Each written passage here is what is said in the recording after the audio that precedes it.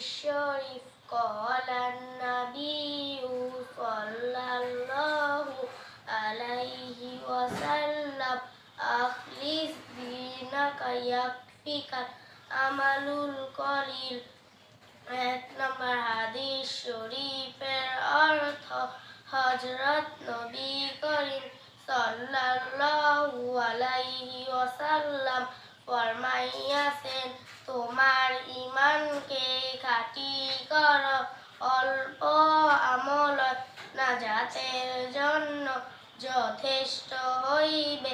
২ নম্বর হাদিস শরীফ খায়রুকুম মান তাআল্লামাল কুরআনা ওয়া আল্লামা। ২ নম্বর হাদিস শরীফের অর্থ, তোমাদের মধ্যে সর্বোত্তম ওই ব্যক্তি যে কুরআন মাজিদ শিক্ষা করেন এবং শিক্ষা দেন।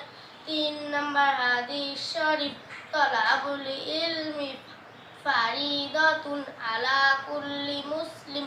৩ নম্বর হাদিস শরীফের অর্থ, ইলমে দ্বীন শিক্ষা করা প্রত্যেক মুসলমানের উপর ফরজ। ৪ নম্বর হাদিস শরীফ আত-তুহুরু শাতরুল ঈমান।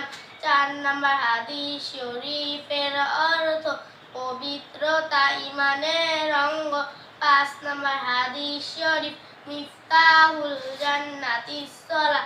৫ নম্বর হাদিস শরীফের অর্থ, নামাজ বেহেশতের চাবি।